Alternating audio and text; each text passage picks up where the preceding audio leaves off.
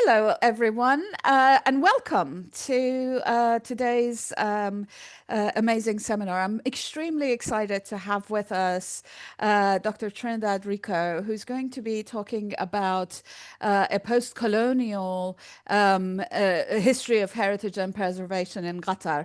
And it's a question of local expertise, obviously. So I think, as most of you, I see lots of familiar names here in the list of the audience. As most of you know, we record the actual talk, but then turn off the recording at the Q&A so everybody can participate without any sort of reservations about the questions being recorded. And the format is, as again, most of you know, is Trinidad going to talk a little bit about her sort of route to the kind of research she's doing right now. And then once she's finished with, and then she's going to move on to her talk. And then once she's done with the talk, we'll open the floor to questions. So Trinidad, please take the floor. Thank Thank you you. so much. It's so exciting to be here. I've never actually been to Exeter, so I feel like in a small way, I'm like getting to know you guys. So where to begin? I'm Argentinian, and I don't mean Argentinian in a faraway sense. I was raised and I lived in Argentina until I was 20. Then I moved to the UK to study my undergrad and my first MA, and then I ended up in the US. But the question I get a lot is how, as an Argentinian, I became interested in the Middle East, which I find a really interesting question. And I just want to pause on that for a minute because I felt that when I lived in Qatar for 5 years, while I was developing this project that I'm going to talk about today. But what's interesting is that I don't see people being asked that when they are from the UK.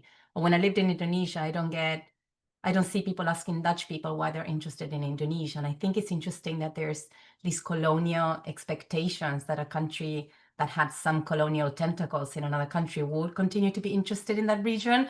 Whereas for me, it's like, why would a person from the global south be interested in another global south country? So let's keep that in your back burner as an interesting fact of how we have these expectations about territoriality. I have built my entire career on working on other adjacent sister brother global south countries, and I'm a proud non-Westernist, whatever. My PhD was actually on Southeast Asian studies. So, I mean, I was in anthropology, so the region is less important to me than the approach. I've been studying heritage preservation cultures as a way of doing things and making decisions. In a way, my work is a study of heritage almost as one studies a religion, right? Like, what is the coherent sets of texts and meanings and forms of expertise that give this such a hold in our imaginations and our way of being at governmental levels, at private level, as individuals? How does this shape the way we see things? And why, in particular, why do people buy into heritage so willingly? I think of heritage as a Trojan horse of something that is incredibly beautiful and impressive, and within it, it contains a huge amount of ideologies and expectations that you're supposed to buy into. And my career as somebody who had first trained as a conservator and then turned against it, not turned against it, but like started to wonder what we're doing, has been to try to find a gentle way of revealing these channels and thinking exactly about what the post-colonial term means for such a powerful set of instruments. So I was working in Indonesia on post-tsunami recoveries in a region in the westernmost part of Sumatra, which is a town called Banda Aceh, or the region is called Aceh. This region calls itself the gateway to Mecca. So it's a profoundly Muslim society that is oriented towards Mecca in that sense, in its identity. It's kind of the way that Islam arrived in Southeast Asia is basically through this main first port coming out of the Indian Ocean. And it isn't working in this project, which has to do with something else, right? On how we make decisions about something else, that I realized there was practically no interesting critical literature to deal with Islam and heritage culture, right? So there's, as I will tell you a little bit in this introduction, for those of you who haven't done any reading on the field of heritage, after the end of the 80s into the 90s, the field of heritage fragments into the more preservationist field, and this avenue sort of called a critical heritage term. It's not a widely spread term, but it means something. It means it's a form of resistance to thinking about preservation for the sake of preservation, and it's a movement that thinks about what exists underlying this massive spread of universal notions of heritage, like when heritage becomes universalized by the actions and efficiencies of UNESCO, what is it building up on? What is it obscuring, right? What can we rescue in terms of other ways of relating to our landscapes, bringing value to our landscapes, to our things, to our ways of acting on the world. So as part of that movement, a lot of the examples of forms of resistance came from Southeast Asia, but it was heavily geared towards Buddhist examples of heritage and how that doesn't match Western ideas of materiality. And so suddenly there was an explosion of literature in the field as I was coming into it. I'm becoming a professional myself, dealing with all of these great ways of thinking of indigeneity, of locality. So we get examples from like First Nations in Canada. We get a lot of literature that's incredible from Aboriginal groups in Australia. We get different forms of religion and popular religion in Southeast Asia, and nothing on Islam. And so as I'm wrapping up my PhD, I thought, why, like the closure of my little PhD text was, what, I don't understand why we don't have a lot of information about how Islamic societies, right, predominantly Islamic societies, engage with the notions of universal heritage that are arriving at their footsteps. So for my second project, which coincided with moving into Qatar for other personal reasons, I thought like, okay, great, I'm abandoning Southeast Asia in a way, and from that gaze, I am going to start working on how things are done in a profoundly Muslim society, right? So like, how do we begin to understand in a non-essentialized way, but just how do we begin to understand these negotiations between these Western languages that have now taken root? We're not really expecting anything to now be in a pure form that has been untouched. But how has this been negotiated on the ground in different countries? Qatar was a bit of an accident. It's just where I ended up having to move for family reasons. It's a place I'm very attached to. There is a reason why I'm interested in the Middle East, and it's a very personal connection between Argentina and North Africa that I grew up with through science.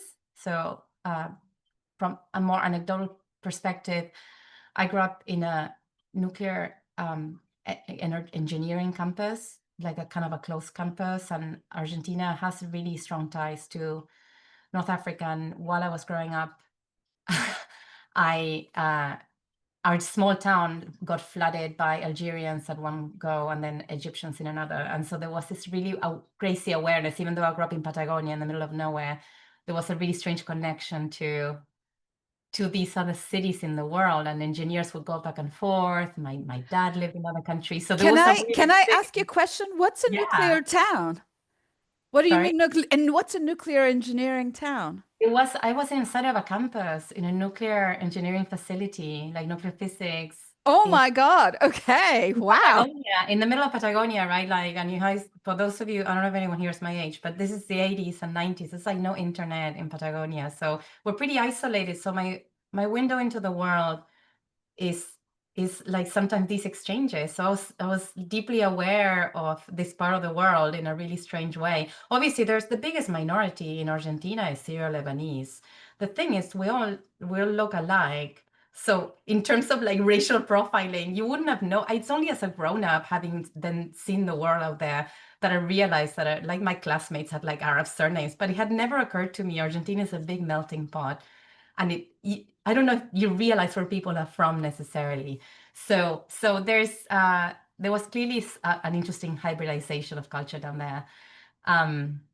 But yeah, so it made perfect sense for me. It didn't seem weird to apply and then not get into Oriental Studies for my MA, and then to be interested in this area and to have so many go, some of them more successful than others, at learning different forms of Arabic through life.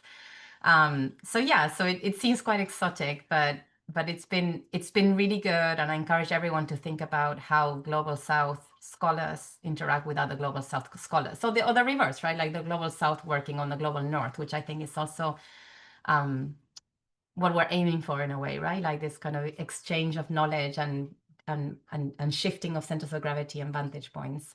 So once set in Qatar, there was at the time quite a lot of funding for working on things that wouldn't have been funded elsewhere. So what people wanted to fund, in my experience, in terms of heritage studies, is anything that has to do with conflict, right? So anything that had to do with in any way with like terrorism, the kind of the East versus West conflict, like the civilizational conflict around heritage and how, different countries are brandishing the flag of safeguarding and other countries are just like standing there as like conflict zones. And I was quite resentful of that. And so I refused to ever do anything to do with conflict. And I wanted to work in the region as a region that fabricates value, not as a region that destroys value. So it worked out really well, because I don't think that I could have pursued the trajectory that I pursued if I had been in the West at the time. Living in Qatar allowed me to put together a perspective when I applied for grants and to fortunately be awarded grants to work on what if we didn't think about conflict? What if we just like created some space to see what's there in terms of construction, not destruction, right? What is the construction of value here, without always thinking about these external forces and these tensions?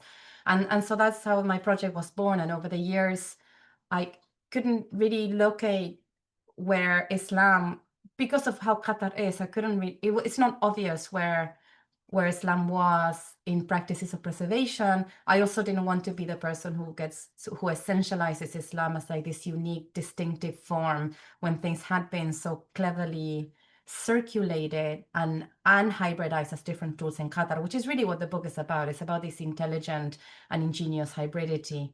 I also am hyper aware of the fact I'm not an Islamicist. I don't consider myself a Middle Eastern specialist. Even after working in Qatar for 10 years, the point was to start a conversation, right? And hence the book that I finished this past year, and also why I'm actually leaving the region. I've already worked there for 10 years and I've said what I wanted to say. And my dream was to have grad students that worked on this and then just get the ball rolling and carrying this question to other regions and stuff. So this is a really good time to talk about kind of the closure of the project and what other avenues might come after that.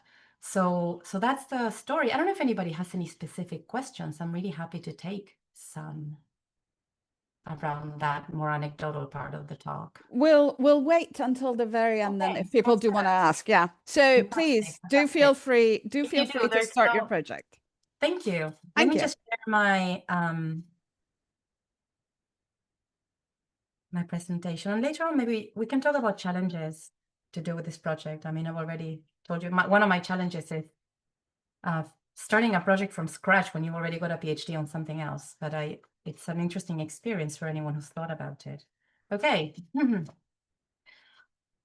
I'm here trying to summarize some what I think is like a really interesting conversation that underpins my book. I'm trying not to get into too much detail and leave you hanging to see, when you might want to know more, and then I'll send you the chapter of the book that deals with that. But I'm going to basically talk about this one aspect of my narrative until I hit about 30 minutes, and then I will try to stop not too abruptly so that we can have a Q&A. As I mentioned earlier, since the late 80s, there was a significant faction in heritage and preservation that was rooted on this idea of identifying and supporting locality over universality, right? So this is like a really big driving force for me in terms of the intellectual backbone of this project. This movement advocated for a serious consideration of the ways that universal heritage and heritage management may be actually detrimental to pre-existing or coexisting forms of representation. So in essence, this is an exercise in being concerned with representation. You'll hear me say that word a million times. In practical terms, this means bringing marginal and underrepresented voices, such as the ones across the Arab region, to the foreground. The idea of featuring and supporting local representation and stewardship has since become a call to arms in this movement. So whenever you guys hear the term critical heritage studies, it will be about revealing these things that now exist in the underground. It's almost like a project of epistemological archaeology, or just trying to like reverse the order of ways in which we think about the field. So Qatar's presence in the Global Heritage Theatre presented for me an opportunity to examine how and in what ways a monolithic universal heritage ethos is deployed, is disrupted, or not, but by what was once a marginal player in heritage, right? And by marginal player, I mean, this is not one of the states that sat at the table when the notion of global heritage was concocted in the middle of the 20th century by UNESCO. And I propose ways of examining heritage tradition in the Arab world through a more nuanced postcolonial lens. So I'm going to simultaneously celebrate the idea of the local, but also complicate it and leave us a little bit confused about what it is. And that's my job. After a decade of advocating for Qatar in the literature and being invited to talk about the project as it was growing from its very earliest days, there wasn't a lot of literature on the region. And so I got invited to a lot of things.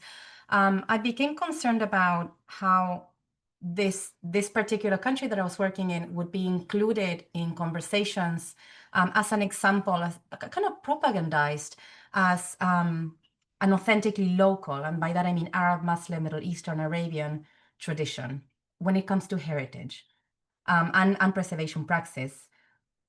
Like other nations in the Arabian Peninsula, Qatar is frequently used as a case study in heritage literature and conferences to symbolize this disruption of the Western, which I became quite, again, resentful about because I thought that there's more to say about a place than just existing as a counterpoint to Western discourse.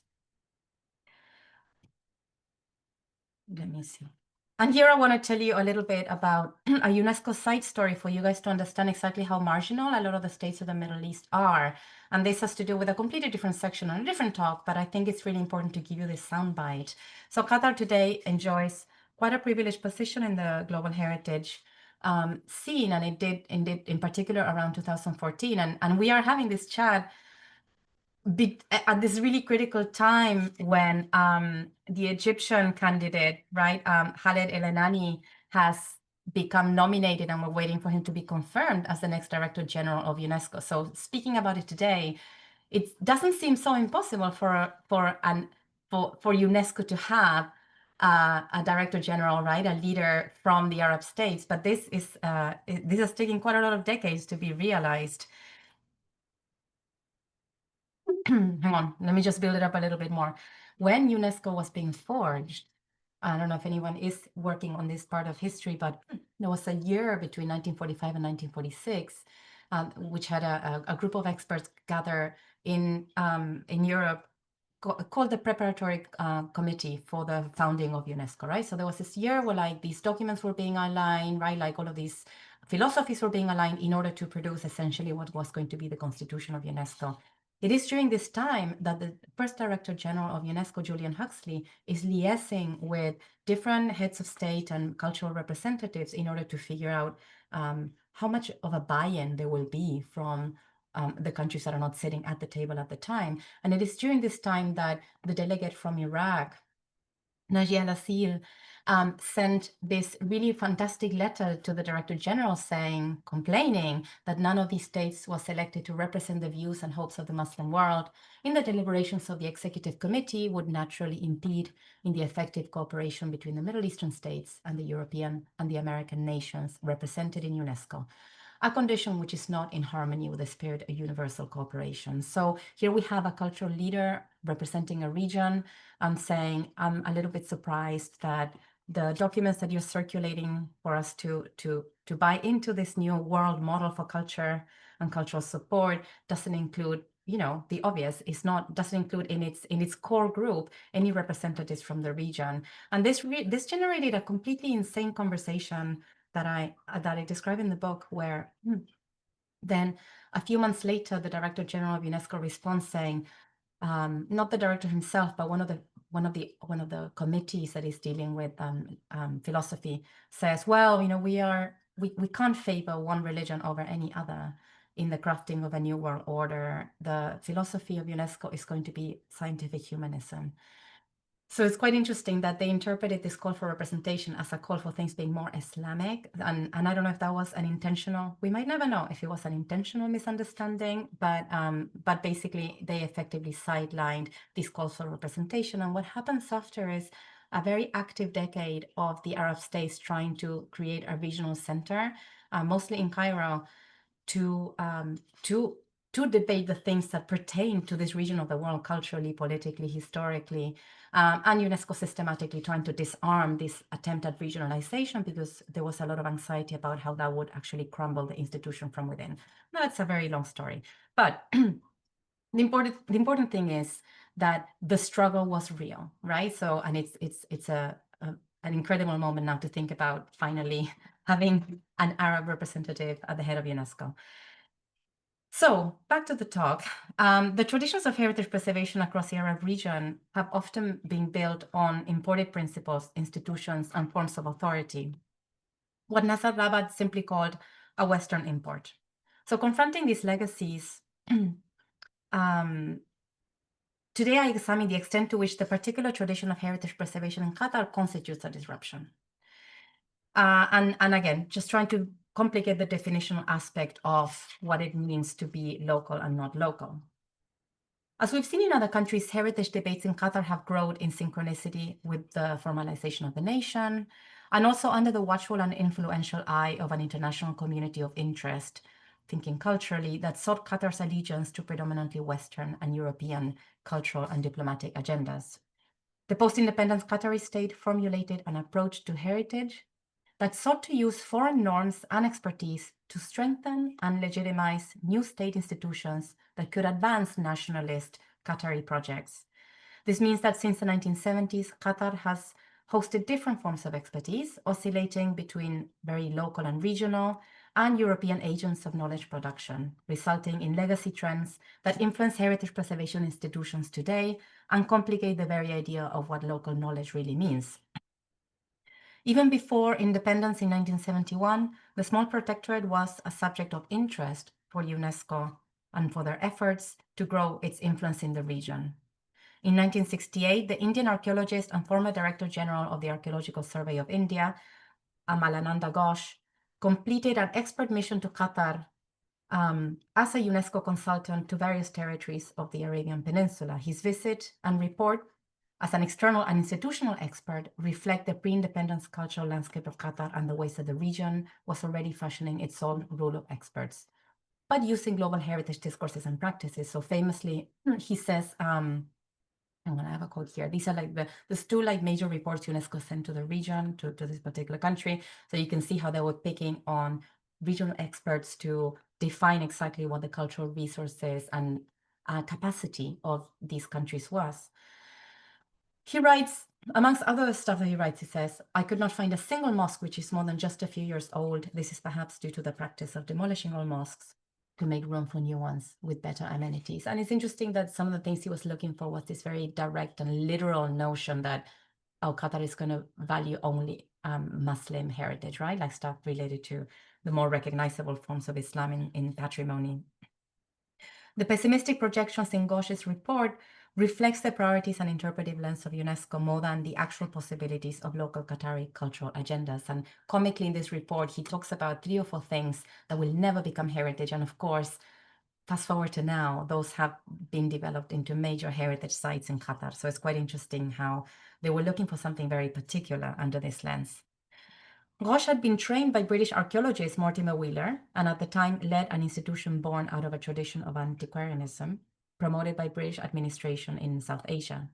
His judgment, therefore, shows a strong influence of European ideas on the value of monuments, the authority of material authenticity, lost myself, and a preference for temporal and aesthetic homogeneity, right? So the idea that the imposition on places like Qatar as countries that had a more recent materiality, right, a more recent urbanism, was that things had to be homogeneous in a way that we don't impose as conservators anywhere else. The bar for thinking about authenticity in places like Qatar, and you guys have probably seen this in other countries of Arabia, is quite high. It's unreasonably high, I would say.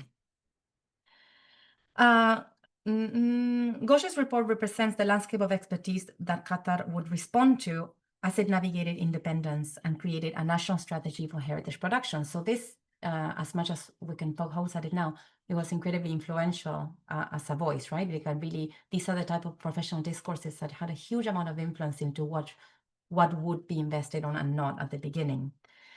Likewise, chronological and typological categories of identifying, describing, and managing heritage resources were determined by the same global, not local, channels of expertise. We see this in a lot of post-colonial states, how the initial archive of what's considered heritage resources is determined by colonial lenses and expertise, and then that stays forever. Like, it has an incredibly long shelf life. In 1976, a different UNESCO consultant sent to Qatar proposed a plan for the preservation and presentation of sites and monuments. This time, Pakistani archaeologist F.A. Khan, director of the Department of Archaeology in the Ministry of Education of Pakistan, offered an insight into the powerful effects of different expert, foreign, agendas on the curation of a heritage assemblage for Qatar. In a survey of archaeological and architectural resources organized by period, Stonehenge, prehistory, history, Islamic, he identified great gaps in the Qatari historical record at the time, and this included, to some extent, the Islamic period. He credited this stagnation to the whims of the previous archaeologists who attached greater importance to the pre-Islamic research work. In his assessment, he referred to foreign research interventions that were formative to establishing the future of archaeological and museum resources for Qatar, for example, the Danish archaeological expeditions to the Arabian Gulf. Through the involvement of expert missions, the development of institutions supporting culture and the arts in Qatar grew around and through internationalist agendas that align with certain Eurocentric expectations. Shortly after gaining independence, Qatar joined UNESCO as a member state in 1972. And then, here to pause on this slide for a minute, Qatar has actually been like a really exemplary player. Again, not unique in this region, but they've signed all of the important conventions and then joined every one of the important shifts in the history of heritage preservation that goes from being concerned with conflict and illicit antiquities in the first two conventions, then eventually joining the World Heritage Convention, and then the expansion into intangible heritage. And they've likewise been very supportive of the model by promoting their own heritage. There's only one heritage list, and there's quite a lot of buy-in in terms of intangible heritage. A lot of it is through regional roots, heritage that's shared in the region. Same with nature. And also in terms of the tentative list, they've been also quite active. And the tentative list in UNESCO shows, again, an intention to further support the system. The showpiece of things to come in the emergence of heritage industry in Qatar was the construction of the first national museum. And the mouthful name is National Museum and Maritime Museum and Aquarium, a project that spanned from 1972 to 1977 under Khalifa Thani. And accordingly, in 73 to 74, the Emir invited a British archaeological expedition to Qatar to support the development of the new National Museum and, quote, to give meaning and coherence to Qatar's past. In 78, in a report for this project, the report provided a broad chronological framework and marginally located Qatar in the Islamic era through brief mentions of traditional cultural features from the 7th and 18th centuries. Again, what's interesting here is not the beautiful building that was repurposed to have the first national museum, but the fact that the material to fill the National Museum was outsourced to British expeditions.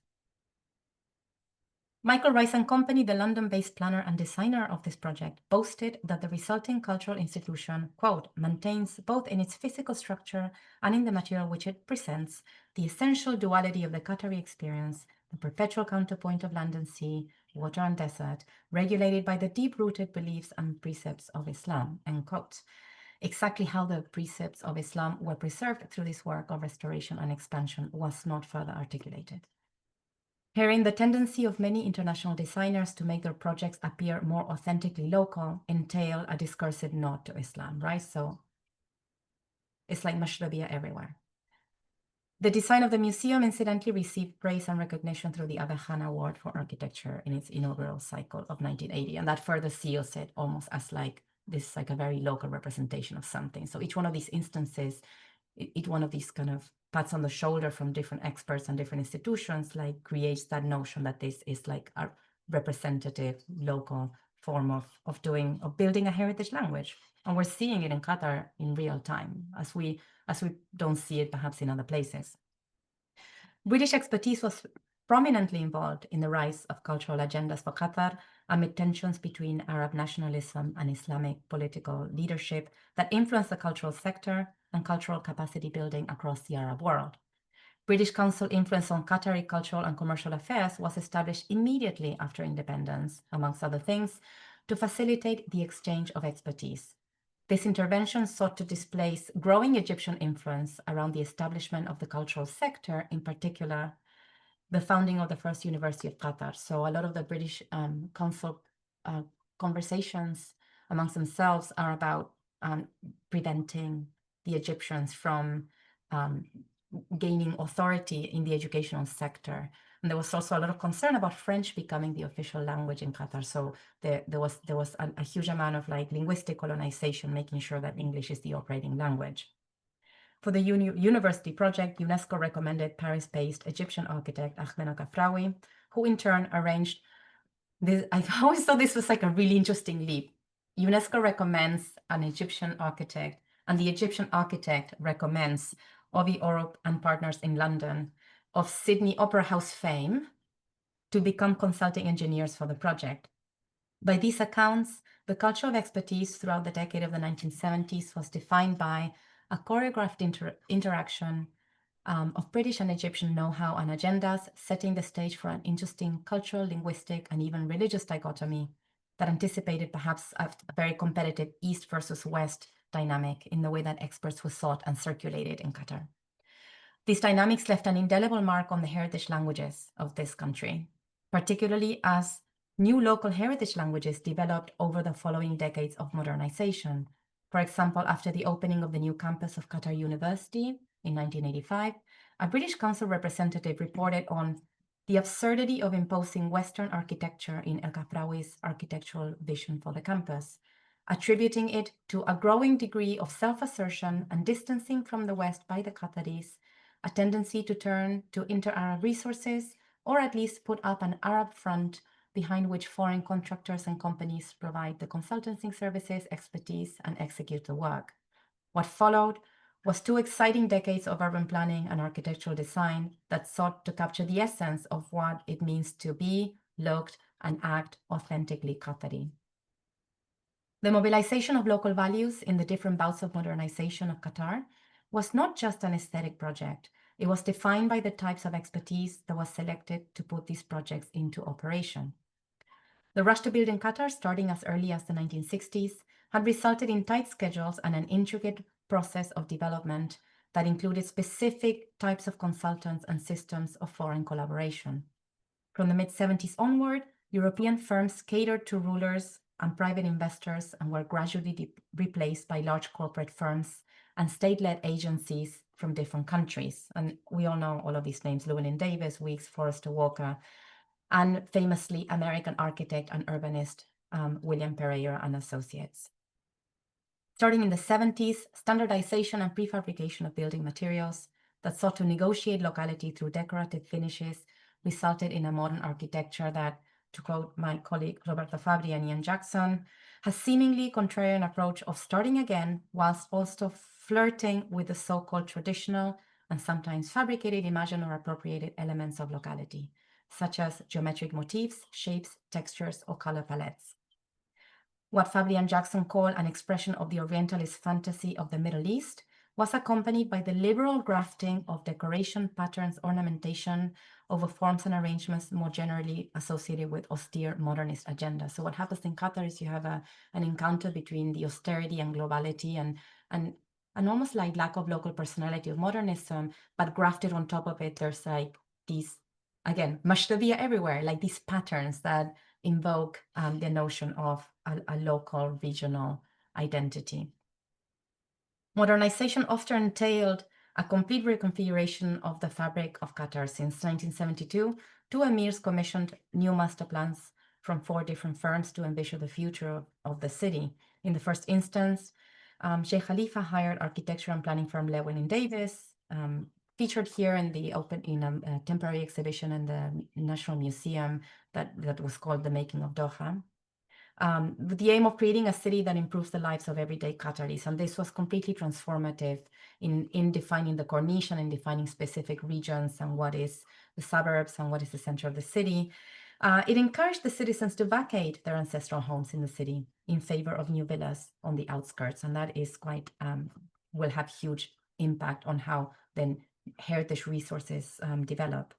This master plan resulted in a crumbling city, devoid of national Qataris, becoming instead occupied by low-wage migrant renters. And it is something that Anaqib talks about in Kuwait, and then people have dealt with in different regions of Arabia. Jomowitz describes a plan that called for sweeping social and architectural changes to the original tight-knit fabric of Doha, championing public policy, pedestrian passages, and a sensitive balance between old and new. And now we get into the territory of, why are we talking about architectural design when we're dealing with heritage? And that is because this very active periods of construction and remixing of new and old languages creates a very unique architecture heritage language that then becomes heritage itself, right? So what happens in Qatar is this modernist era does an irreversible period of remixing and generating a new language. The master plan that followed took the future of heritage in a completely different direction. William Pereira was tasked with imagining a new Doha directly north of the existing city instead of rehabilitating the old city, linking the historic center and the new city to the north, including a series of cul-de-sacs residential neighborhood in the Western suburban style. His firm completed the creation of West Bay, which we call Daphna, which we don't call it, it is called, where Pereira located his landmark Sheraton Hotel that opened in 1982 there on the top right. And Chomowitz concludes that the second master plan represents the moment when Doha decided it no longer needed or wanted a past. So from then on, the modernist style is quite dominant across the city. And this is a period of a huge rate of construction on the landscape. I mean, anyone who's ever been or had a layover or looked at photos of the World Cup knows that that flat land you see in front of us is now an incredibly big financial center. Qatari officials saw Pereira's work as one of the moving parts in a city that selectively modernized and retained features of its heritage. Pereira's proposal for the new district of Doha in 1980 was much more expansive than just the iconic pyramid of the Sheraton Hotel. It included features such as a cooperative marketplace, a commercial core intended to support the new district that also served as a social and cultural complement to the adjacent Juma Mosque, and other civic and community facilities. I have a whole file of incredibly neo-futuristic images of what Doha would have looked like under this plan that wasn't built, and they're fascinating. It looks like literally something out of Tron. So it was designed to include indoor courtyards with arcades roofed under fiberglass tents. And here's a picture of what the tents would have looked like.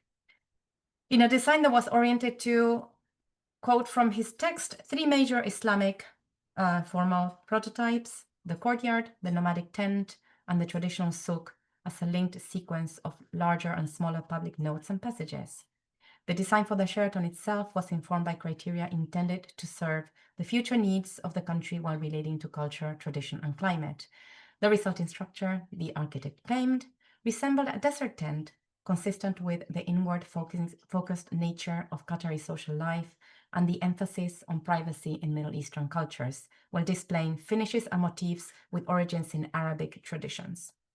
So again, this is the only thing that gets built on the right, the pyramid, but there was a huge development planned around it. There was like a huge rethinking of the city. I mean, it was a pretty clean slate, as you can see on the territory, not ideologically, not stylistically or historically, but it looked like a clean slate.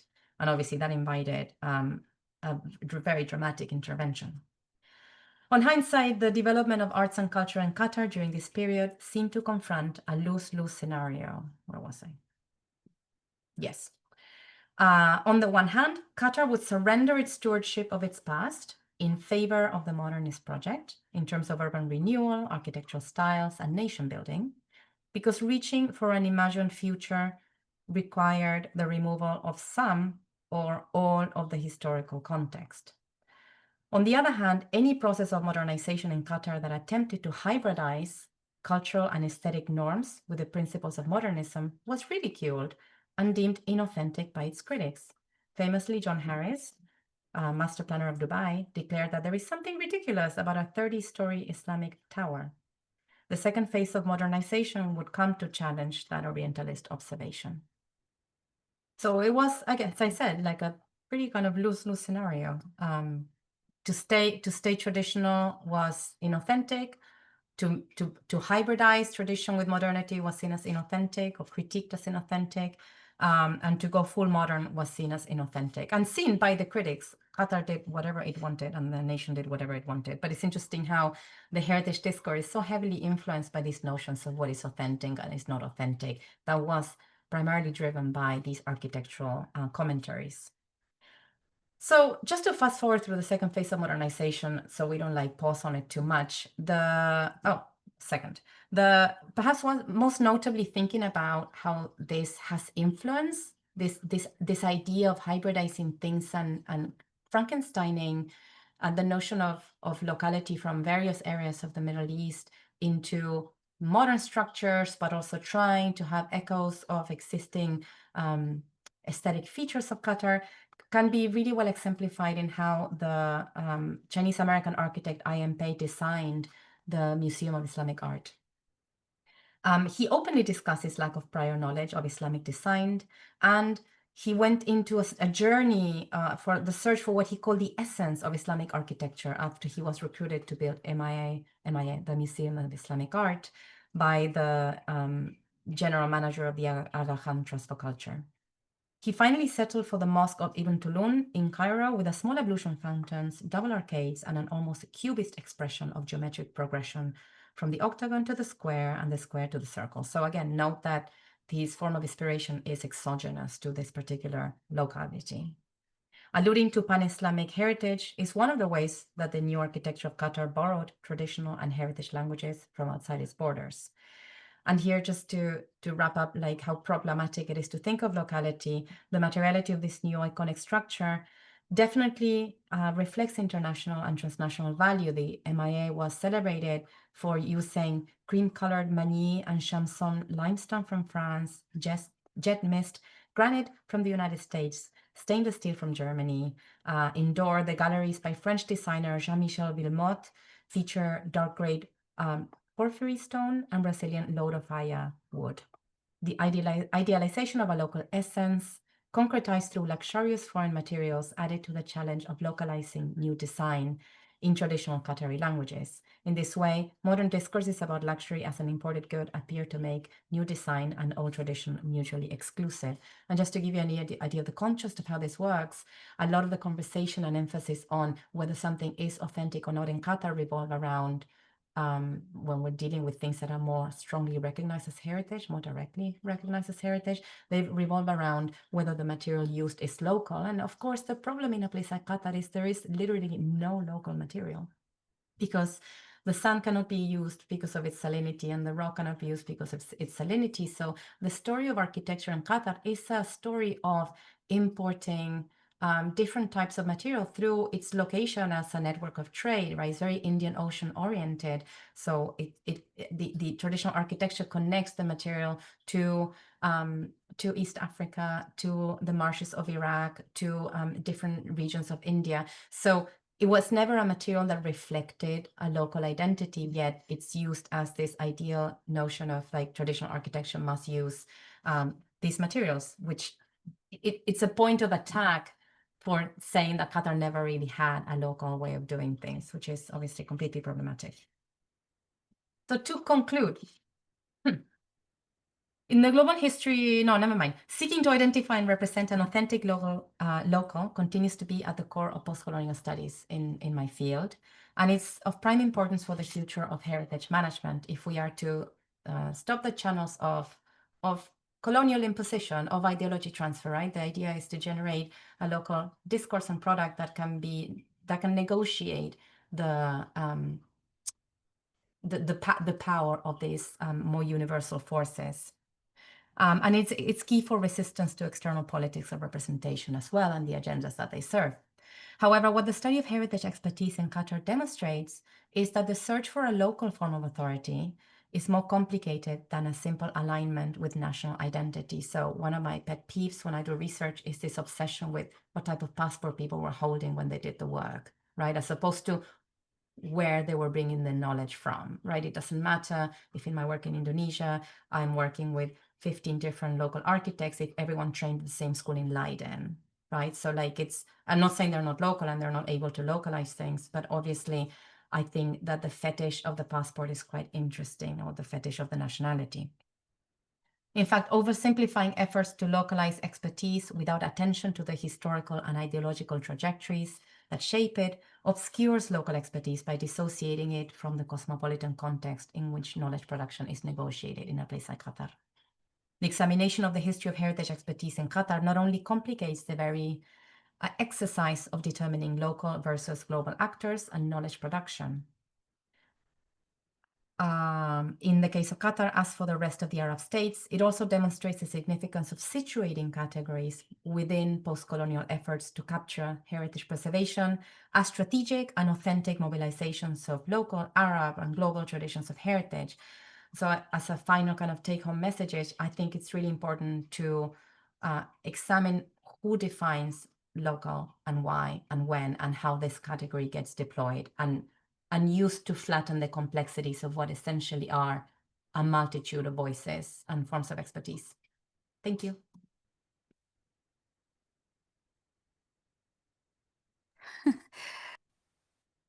Sorry.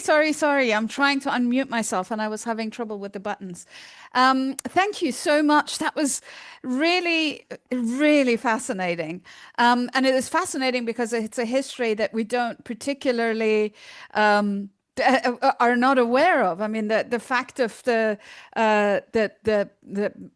Egyptians bringing in a British engineering firm, but the Egyptian guy, sort of.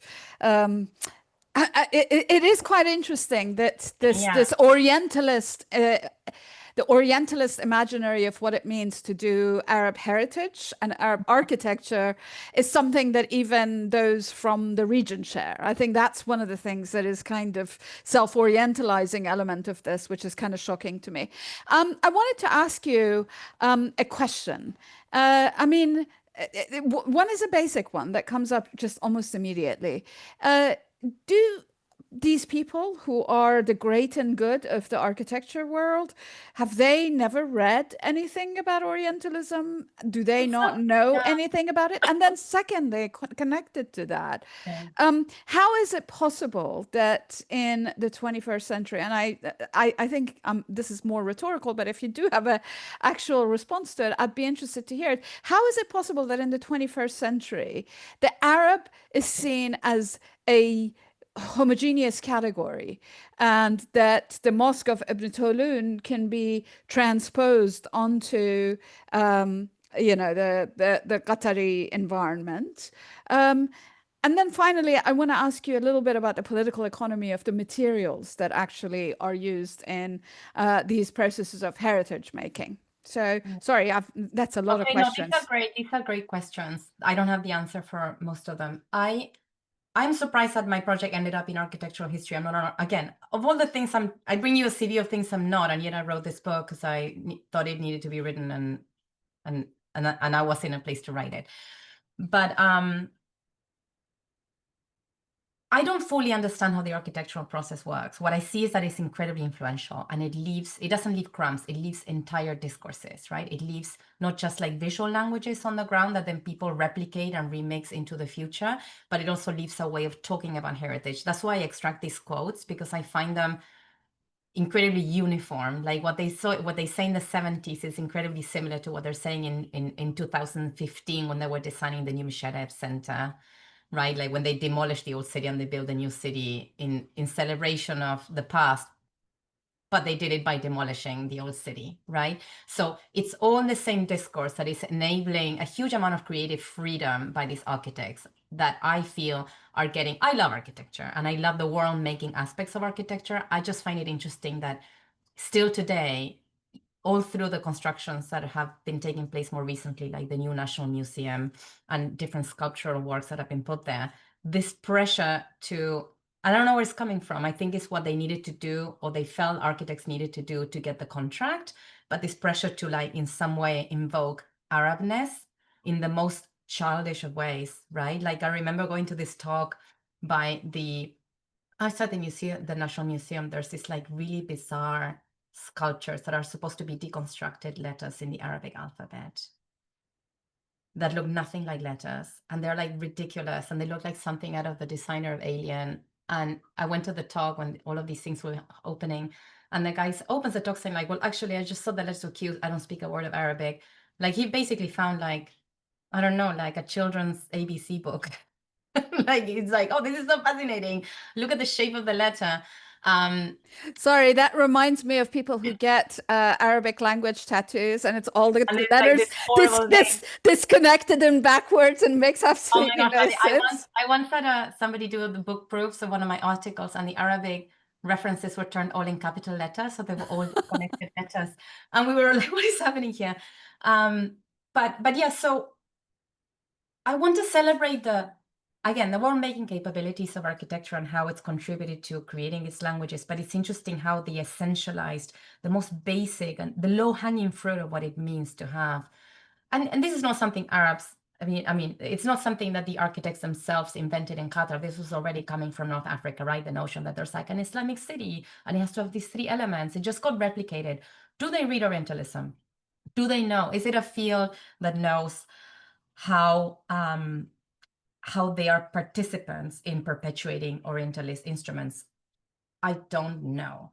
I've been being in the talks with all of these really famous architects, all of which look like Darth Vader, because they're wearing these black turtlenecks and none of them have hair. And I don't know why in that career that has to be the way. We have an architect among us who has Thank no you. hair and is wearing a black. You wore a black turtleneck. No, don't be offended.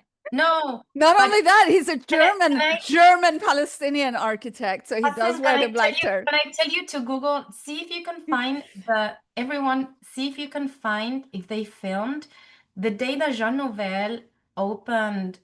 They did a talk at the National Library, and it was like four guys looking identical talking about the face, and the title was "The Face of the Nation," and they started, there was one Qatari who's incredible, Jaida, Ibrahim Jaida. He's a local Qatari architect. So he's wearing the thobe and everyone else is wearing the black turtleneck and the no hair.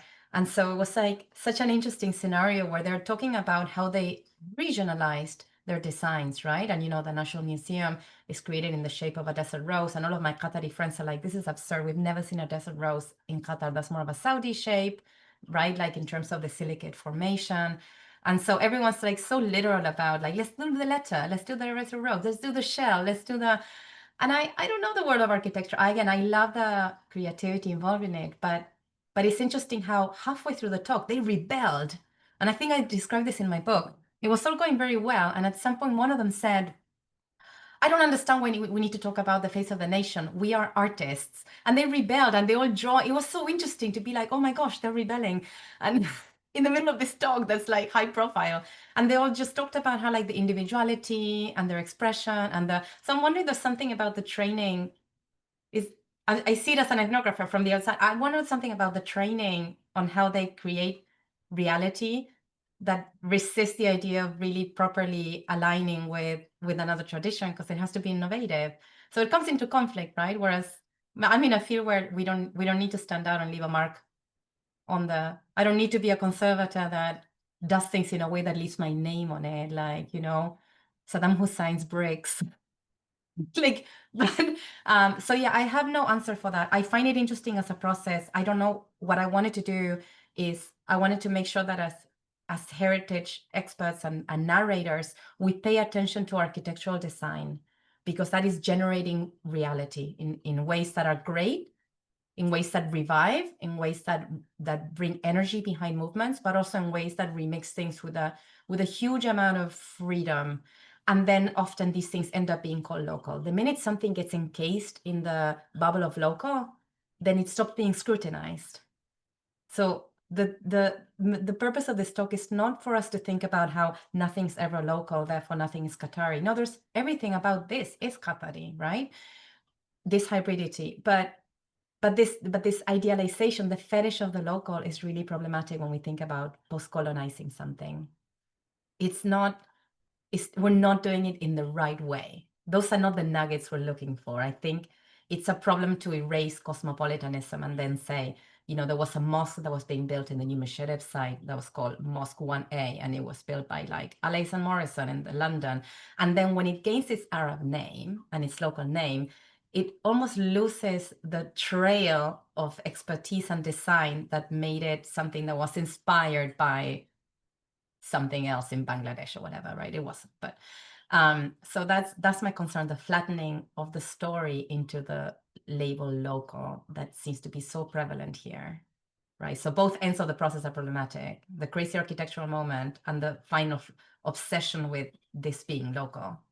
Does that I make mean, sense? in some ways, what you're doing is you're pointing out to the appropriation of the language of and the anti-colonial language without where you're saying what we're doing is we're doing the indigenous. So the appropriation of the language of indigeneity and authenticity in ways that don't really reflect the indigenous, or although authentic is, also quite a No, an problematic word. authentic is anything, right? I think that one of the interesting things about landing in a place like Doha, having, already with my PhD in hand and my first project already done, was that I wasn't going to look for authentic, but it was interesting how often people were landing with me. We're all newcomers. We're all borrowing time there.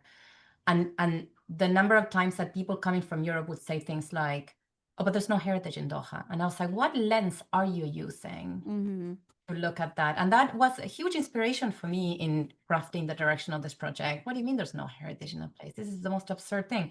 Heritage is whatever we want it to be. Yeah. So the imposition of the European lens is still incredibly prevalent there. Like Yeah. you say, it's 2021. How come so many questions? How come we're still how come self-colonization is still such a big thing? But also, who are we to tell? You sit at the table, at the majlis and say, don't hire the fancy architect that's going to build a beautiful iconic structure. Yeah. True. Okay. Right, like that's also a No, problem. no, it's Colonial absolutely. conversation. I mean, it is quite interesting that there is also an element that is tied into this is the search for tourism, or the search for tourist dollars. And I think that that's fascinating to me because, of course, everybody thinks, oh, this heritage making is a way.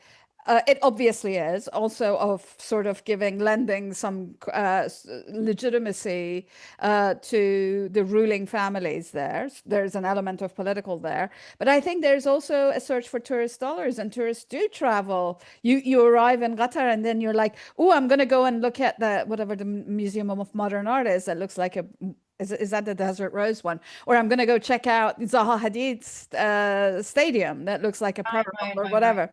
And so there is also that very interesting element about this. Let me go on ahead and stop recording because